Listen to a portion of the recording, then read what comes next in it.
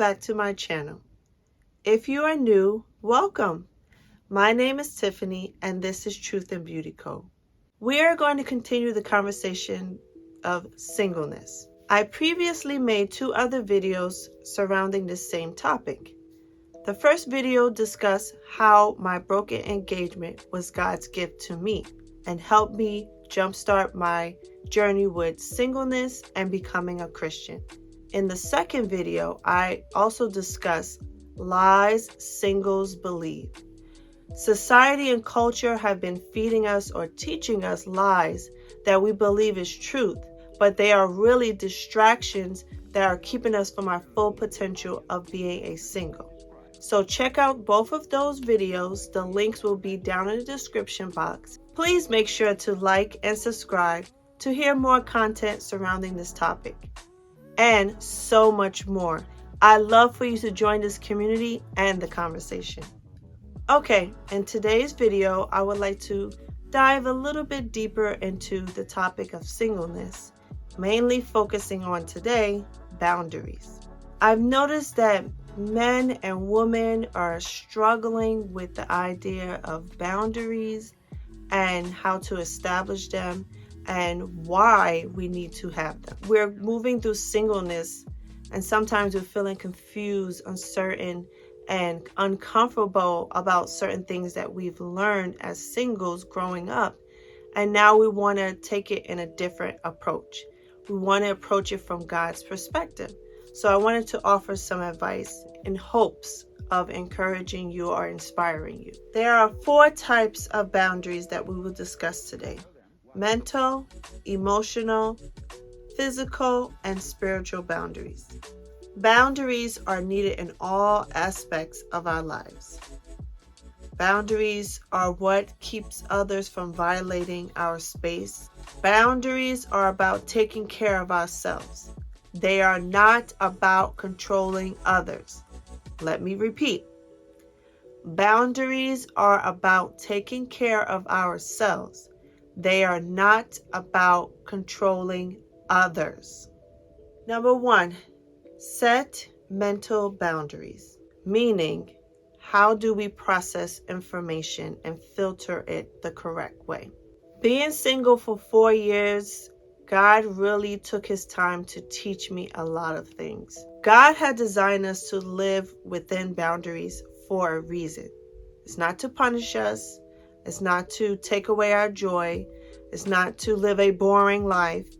And it's not because it's a burden. God set up boundaries so we can enjoy life within a certain amount of limits, but because he wants to protect us from, let's be honest, sin, and also other bad things that can harm us from achieving our goal as a Christian and living free. There's so much expectancy for singles to live by, and it caused me to question a lot of things, and it even made me uncomfortable having to live by those society's expectation or culture's expectations.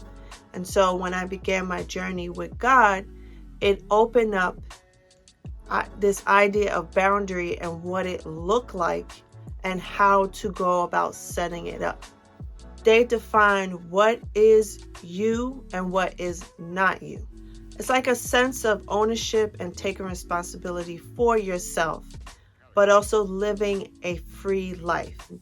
I had to learn to disassociate what was appropriate for me to receive as information, what was not appropriate. I actually stopped reading certain books, watch certain television shows, movies, listen to music, conversations, and so much more.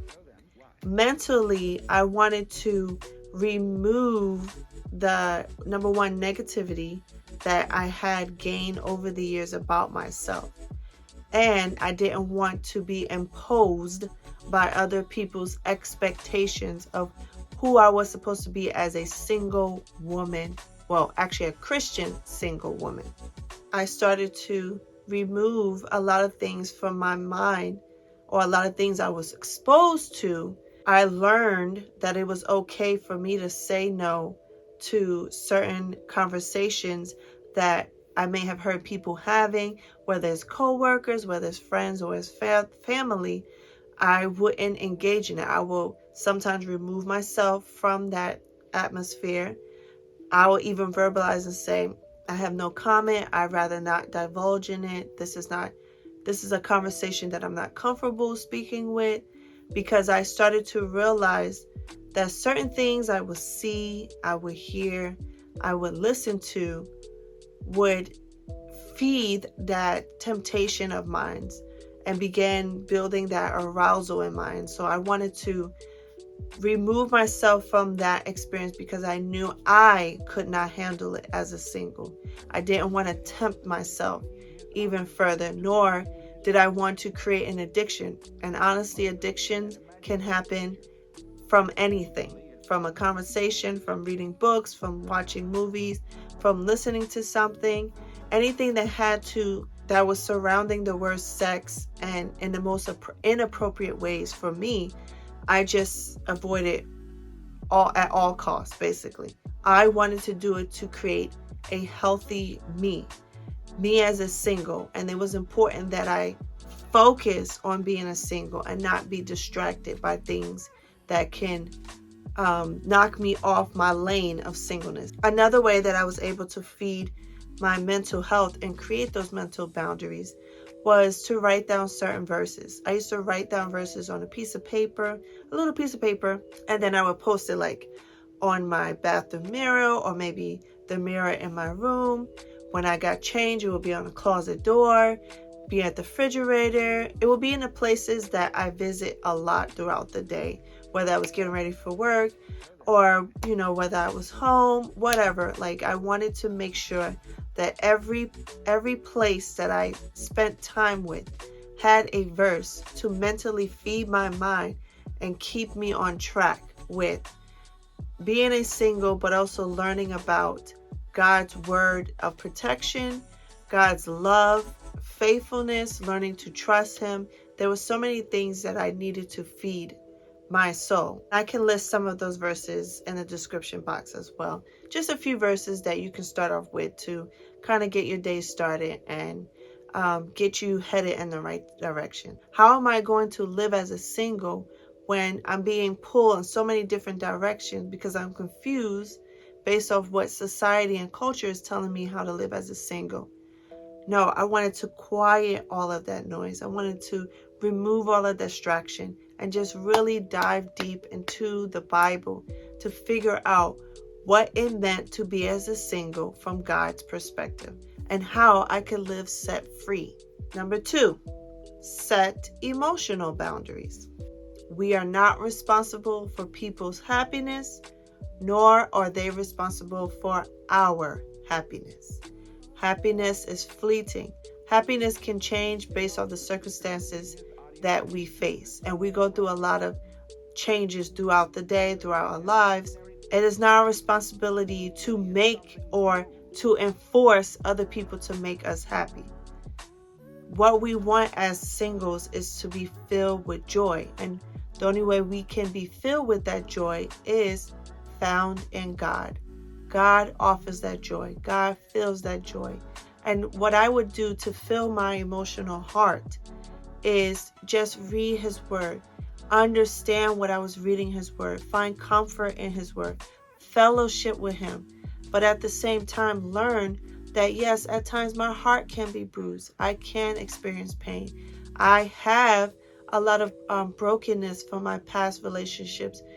But I know that I can entrust the Lord with it. I can unload that burden and give it to him and talk to him about it and allow him to help me walk through it. A lot of times we are not going through the process of grieving from either a broken engagement, a broken relationship. Maybe a marriage has been broken. Grief is a process that we have to go through when we experience loss of any kind. God is there to help fill that void in your heart because he is the creator of that heart. When I ended my previous engagement, it was a loss. It was a heartbreak. And it was difficult for me to grieve that loss because I kept playing in the back of my mind that I missed out on something. I don't know if I'll ever get, a loved one back. I don't know if I'll ever experience love. I don't know if anyone will love me. I felt depleted. I felt ashamed. And that is my heart explaining to me that it's broken, that I feel like I've lost something. But I knew deep inside that I had to do it because that wasn't comfortable. Something wasn't right. It didn't feel safe. And because of that, I had to make that decision to end that engagement. I didn't do it to punish myself, nor did I do it to punish him, but I knew that us being together would not be a healthy and safe and loving relationship. It was not going to happen. And I can't control him to make it happen, nor can he control me to make it happen. That is one way of having an emotional boundary. I did not allow him to emotionally tear me down to the point that I was letting go of who I was just to satisfy someone else, just to appease someone else, or look for approval in him, or even find my identity in them. No, I just knew I had to leave and I had to heal. There was just a lot of emotional baggage that I was dealing with, emotional burdens, emotional pain that I had been dealing with from childhood all the way to adulthood that I needed to deal with. And I didn't want to bring that into a marriage, into a relationship that wasn't stable anyway. It wasn't even stable. There were just too many brokenness from his side, from my side. What I did was, as part of my emotional, and I will even say my mental boundaries, was to go see a professional counselor.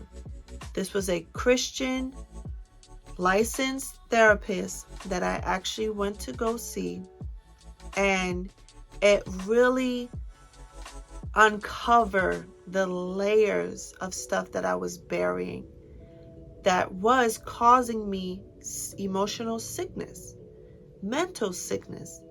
There were things that were triggers in me because I hadn't dealt with it.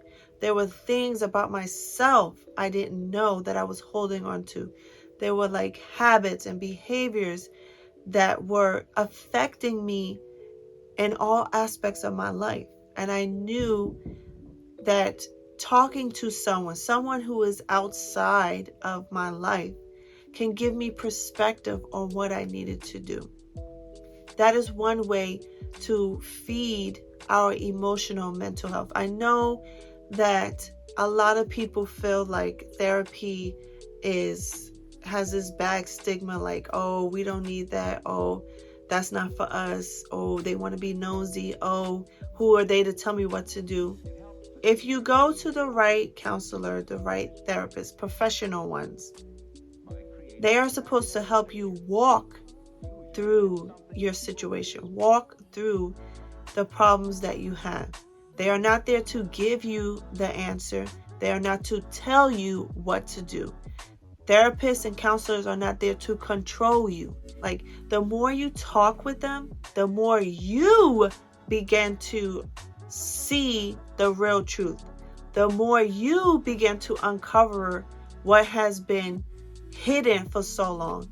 They are there to help bring out things inside of you that you didn't even know was deep in you. There are emotional weight on your heart, and you're trying to figure out, why do you feel a certain way? Why do you feel insecure, feel ashamed, feel guilty, feel irresponsible, or feel unloved or not enough?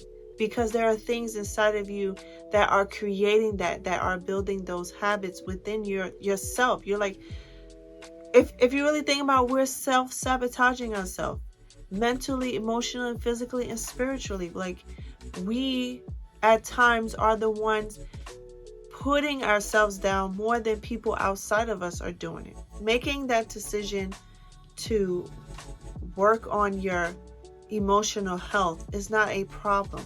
It helps you to establish those values and standards that you will accept in your emotional boundaries and what you won't accept. It will also help you identify when people are violating those boundaries.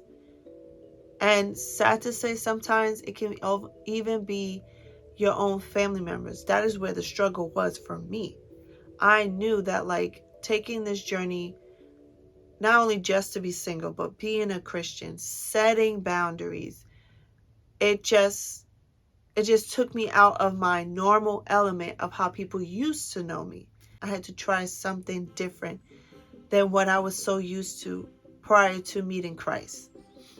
And it took baby steps.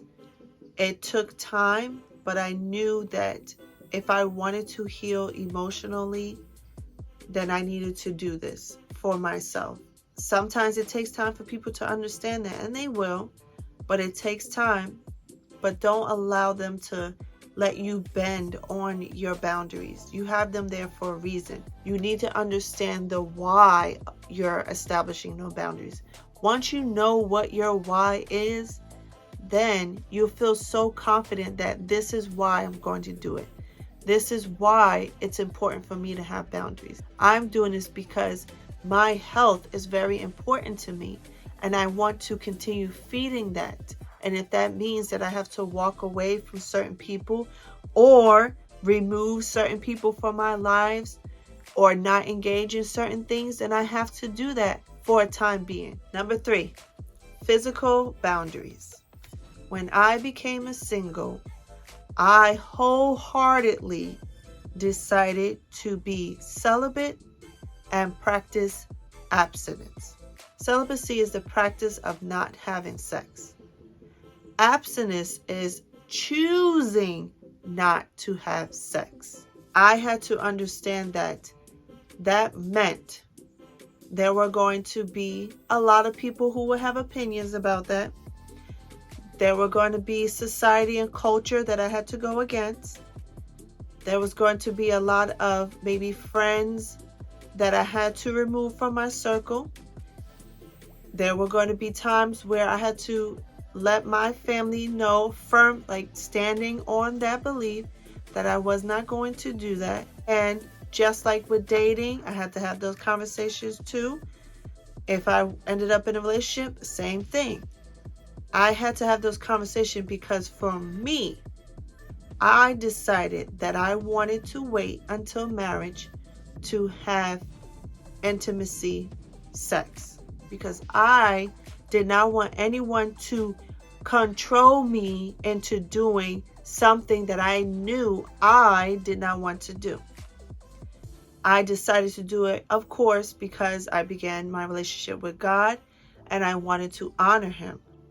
Once I dove deep into God's design for sex, learning about that, I started to realize the value it was in waiting until marriage, but also respecting my body, respecting this body that the Lord gifted me with.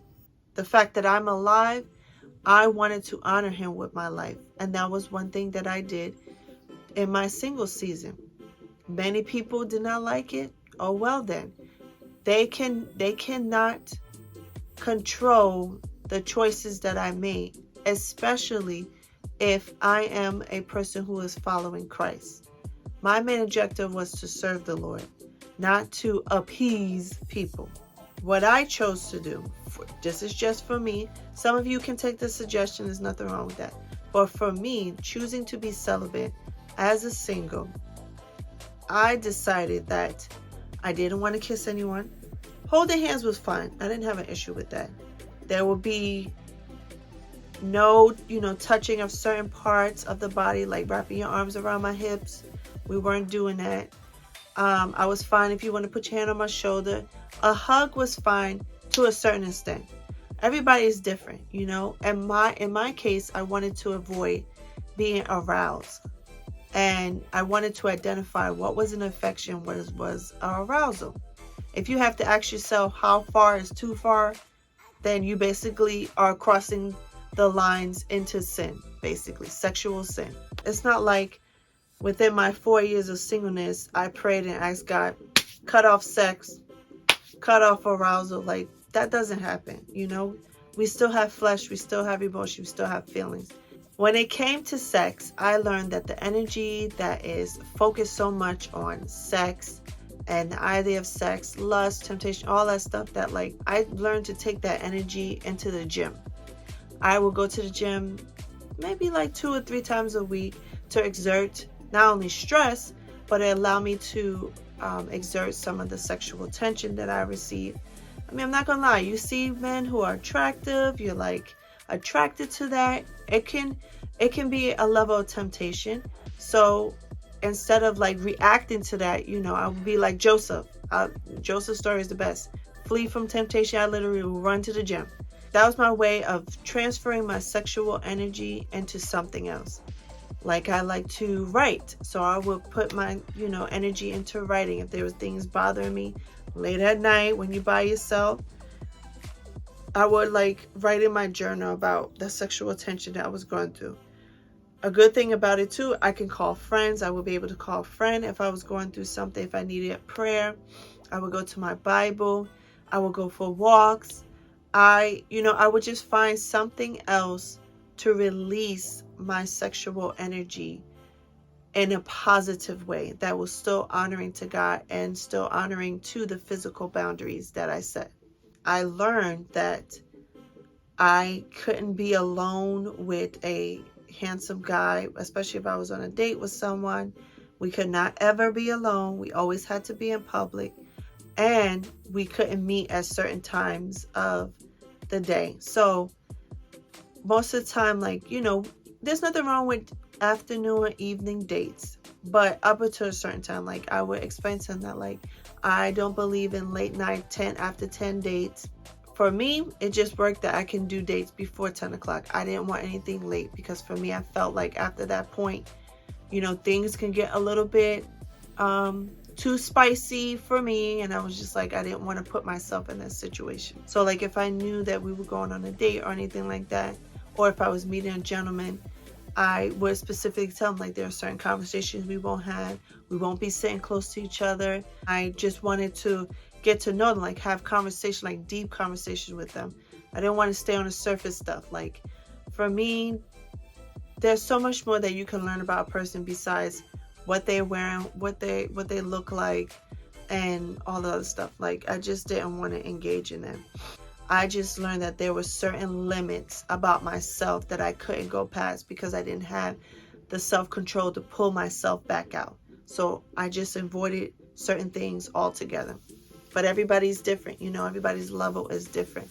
But I will always say, if you feel that arousal happening to you, because it does slowly begin to creep up inside you, you know, take a step back, take a breather. Even if you have to tell the person, like, I need some fresh air, or is it okay if we can end the night a little bit early?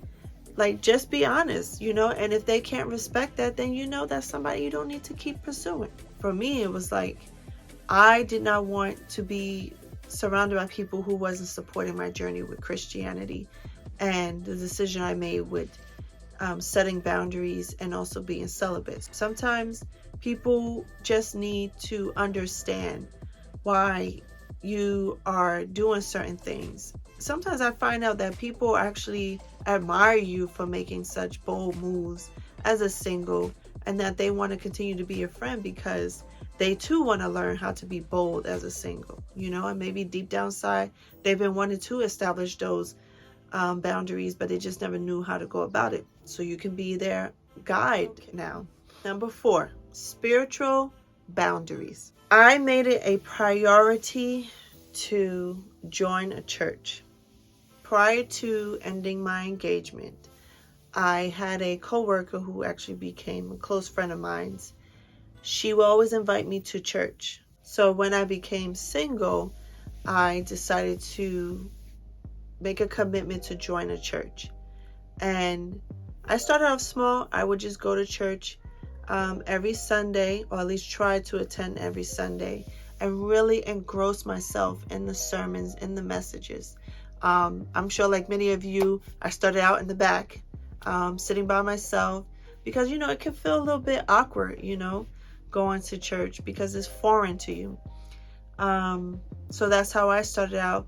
And the more I went, the more I was engrossed in what was being spoken about the Lord, what I learned about God. I have felt like I was unworthy to be in the presence of the Lord.